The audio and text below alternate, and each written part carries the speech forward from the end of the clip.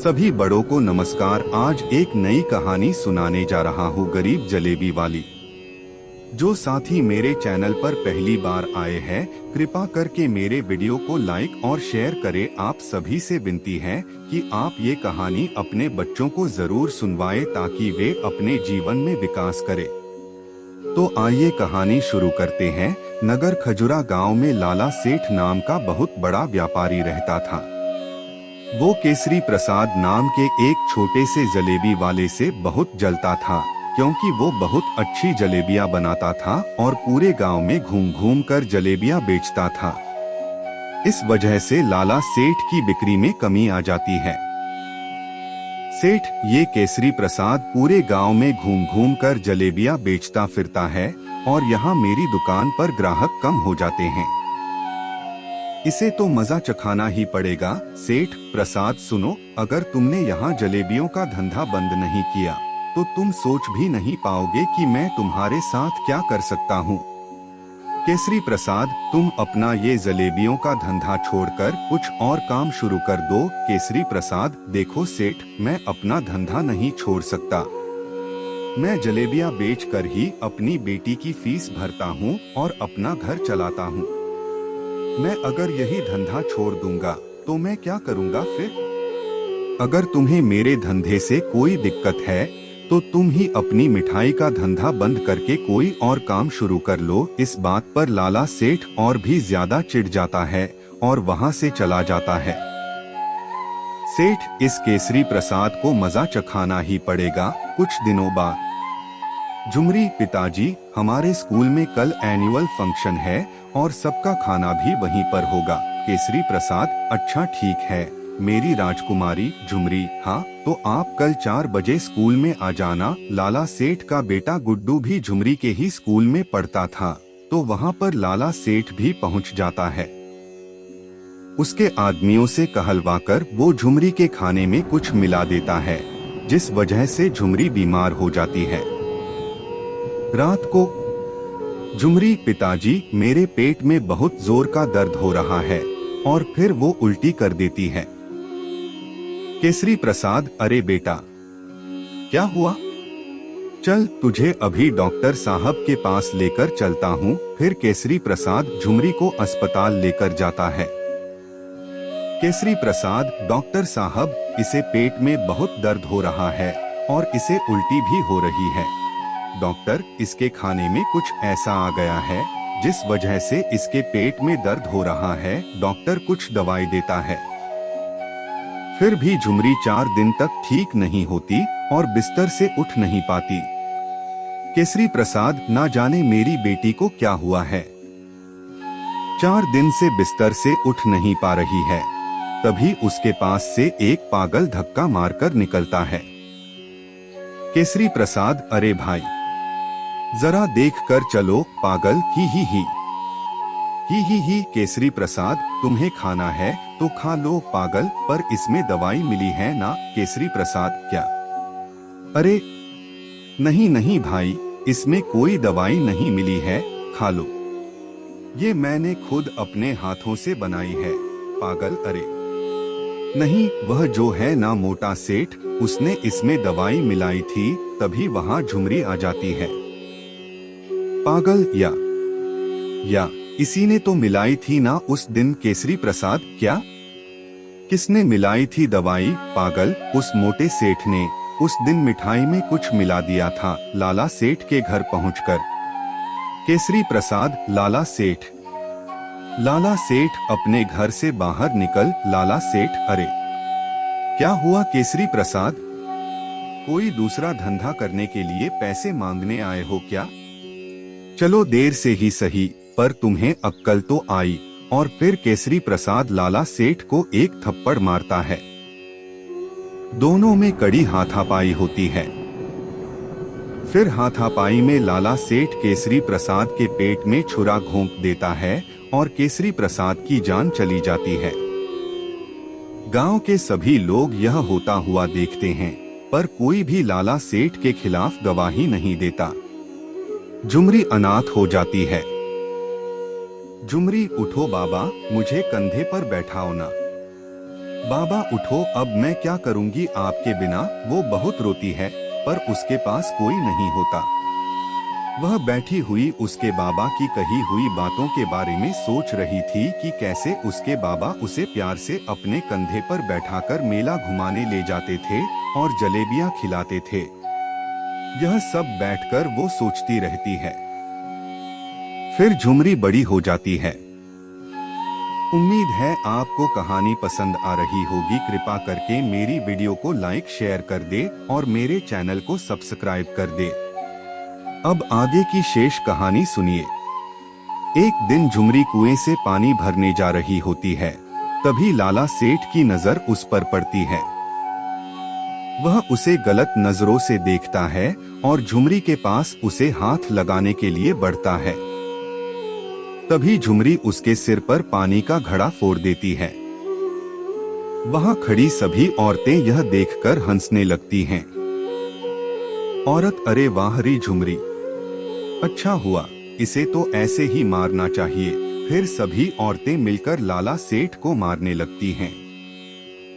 पागल, हाँ हाँ हाँ, इसे तो ऐसे ही मार पड़नी चाहिए।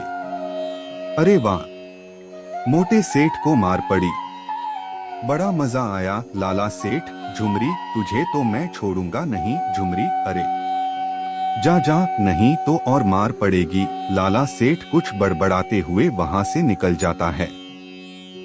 अगले दिन गांव में फिर से वही पुरानी जलेबियों की खुशबू आने लगती है। लड़का, वही पुरानी प्रसाद काका की जलेबियों की खुशबू। फिर वह बाहर निकलकर देखता है तो झुमरी जलेबियों के ठेले पर जलेबियां लेकर बेचने निकलती है। देखते ही देखते झुमरी की बहुत सारी जलेबियां बिक जाती हैं। बूढ़ा, अरे वाह बेटा, तुम्हारी जलेबियां तो प्रसाद की जलेबियों से भी बहुत स्वादिष्ट हैं। पागल, अरे वाह, जलेबी, मैं तो आज जलेबी खाऊंगा। जलेबी ई, वह जलेबी खाने लगता है। खाते खाते उसे लाला सेठ दिख जाता है तो वो लाला सेठ के ऊपर जलेबी फेंक देता है। बिल्कुल इस तरह फेंकता है जैसे किसी कुत्ते को रोटी डाल रहा हो और कुत्तों की तरह हाथ करके कहता है, तुझे भी जलेबी खानी है। लाला सेठ गुस्से से वहां से निकल जाता है। झुमरी के ठेले पर बहुत भीड़ आने लगती है और ये सब मिठाई वाले लाला सेठ को रास नहीं आता। वो कुछ गुंडे झुमरी को उठाने के लिए भेज देता है। लाला सेठ, आज तो वो झुमरी मुझसे नहीं बचेगी। जैसे ही वो आएगी मैं उसे भी उसके बाप के पास पहुंचा दूंगा। बहुत हवा में उड़ रही है ना। तभी वो दोनों गुंडे पिटी हुए हालत में लाला सेठ के पास पहुंचते हैं। सेठ, अरे तुम्हारी ये हालत किसने की? गुंडा, और किसने? लाला सेठ, उस लड़की ने जिसे आपने उठाने के लिए भेजा था। वह तो बड़ी ही टेढ़ी खीर निकली। सेठ, मैंने तुम दोनों को एक लड़की उठाने के लिए कहा था। तुम दोनों से वह भी ठीक से नहीं हुआ। अब जाओ यहाँ से और मुझे अपनी शक्ल मत दिखाना। लाला सेठ, पर ये झुमरी इन दोनों हट्ठे कट्ठे पहलवानों को कैसे पीट सकती है? फिर उसे याद आता है कि उसने उसकी भी हालत खराब कर दी थी। वो सोचता है कि झुमरी को मजा चखाना ही पड़ेगा। एक दिन झुमरी जलेबी का ठेला लेकर गांव में बेचने जा रही थी। तभी लाला सेठ उसकी गाड़ी को झुमरी के ठेले के आगे रोक देता है। झुमरी उसकी गाड़ी को सड़क की दूसरी तरफ ले जाने लगती है। फिर लाला सेठ उसकी गाड़ी को और आगे बढ़ा लेता है और झुमरी को नहीं निकलने देता। फिर लाला सेठ गाड़ी से बाहर निकलता है। लाला सेठ, ऐ झुमरी, देख तेरी मेरे सामने कोई औकात नहीं है। तू चुपचाप अपनी जलेबियों की दुकान, अरे नहीं नहीं, अपनी जलेबियों का ठेला लेकर यहाँ से दफा हो जा और अपने ठेले को बंद कर दे। नहीं तो मैं इस ठेले को और तुझे कहीं का नहीं छोड़ूंगा। झुमरी आगे आती है और लाला सेठ की गाड़ी का कांच फोड़ देती है। झुमरी, अब देख तेरी गाड़ी की औकात तो मेरे ठेले से भी पतली हो गई। और उसके मुंह पर पैसे फेंक कर कहती है, ये ले और जाकर अपनी गाड़ी ठीक करवा ले। और अगर चाहिए तो मुझे बोल देना, टिप भी ले ले, काम आएंगे। पागल, मोटे सेठ की गाड़ी टूट गई। मोटे सेठ की गाड़ी टूट गई। लाला सेठ आग बबूला होकर वहां से निकल जाता है। रात को एक नकाबपोश झुमरी के ठेले और उसके घर को आग लगाने के लिए पेट्रोल छिड़कने लगता है।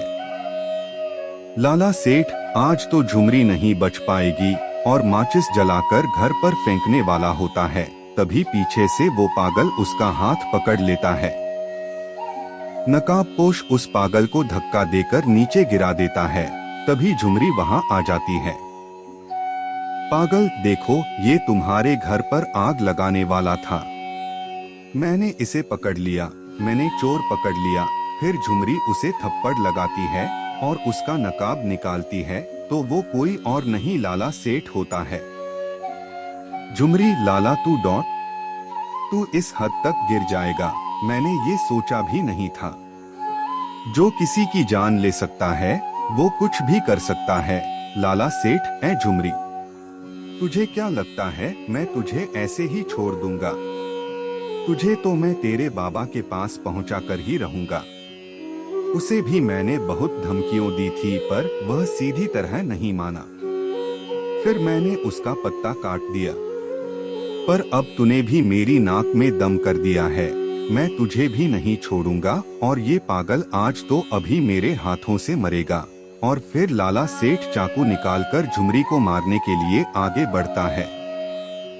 तभी वो पागल सीधा खड़ा हो जाता है और लाला सेठ का हाथ पकड़ लेता है और चाकू नीचे फेंक देता है। लाला सेठ को वो एक थप्पड़ मारकर नीचे गिरा देता है। लाला सेठ का थप्पड़ की वजह से सिर चकराने लगता है और उसके कानों से खून निकलने लगता है। इंस्पेक्टर, हवलदार, पकड़ लो इस लाला सेठ को और बंद कर दो हवालात में। लाला सेठ, तुम ठीक कैसे हो गए और ये सब क्या नाटक लगा रखा है? इंस्पेक्टर, ये कोई नाटक नहीं है। लाला सेठ, तुझे पकड़ने के लिए मुझे पागल बने रहने का नाटक करना पड़ा ताकि मैं तुझे रंगे हाथों पकड़ सकूं। ये देख तेरे किए हुए सारे गुनाहों के सबूत। ये फोटो। झुमरी, हाँ लाला सेठ, तुझे क्या लगा था मैं अकेली हूँ? मेरा साथ देने वाला कोई नहीं। जब तूने मेरे पिताजी को दुकान बंद करने के लिए धमकाया था तब मैं अकेली बगीचे में बैठी हुई रो रही थी। तब इंस्पेक्टर जुगनू मेरे पास आए और मुझसे पूछा। इंस्पेक्टर जुगनू, अरे क्या हुआ गुड़िया रानी? झुमरी, कुछ नहीं, वो मोटा मिठाई वाला, वो मेरे पिताजी को रोज धमकाता है और उन्हें जलेबियां बेचने के लिए मना करता है। उस मोटे सेठ की वजह से मेरा भी कोई दोस्त नहीं बनता। इंस्पेक्टर जुगनू, अच्छा, तो आज से मैं तुम्हारा दोस्त हूँ, पर तुम्हें उस मोटे सेठ को पकड़ने में मेरी मदद करनी पड़ेगी। इंस्पेक्टर जुगनू, तभी से मैं पागल बनकर तुम्हारे खिलाफ सबूत इकट्ठा कर रहा था। फिर कुछ दिनों के लिए काम की वजह से मुझे बाहर जाना पड़ा। पर जब मैं गांव में आया तब मुझे पता चला कि झुमरी के पिताजी की किसी ने हत्या कर दी। पर तुम्हारे खिलाफ किसी ने भी गवाही नहीं दी। तब से मैं झुमरी की मदद करती हूँ और तेरे उन भाड़ों के गुंडों से भी मैंने ही इसे बचाया था। और फिर इंस्पेक्टर जुगनू लाला सेठ को जेल में बंद कर देती है। पूरी कहानी ध्यान से सुनने के लिए धन्यवाद। अंत में यही कहूँगा, ईश्वर आप सभी को सुखी रखे और अपना ख्याल रखे। उम्मीद है कि आपको यह कहानी पसंद आई होगी। आपका कोई भी सुझाव है तो मुझे कमेंट में कह सकते हैं। कृपा करके आप मेरे चैनल को सब्सक्राइब करें और मेरी वीडियो को लाइक करें। अब मैं मिलता हूँ आपको अगली वीडियो में।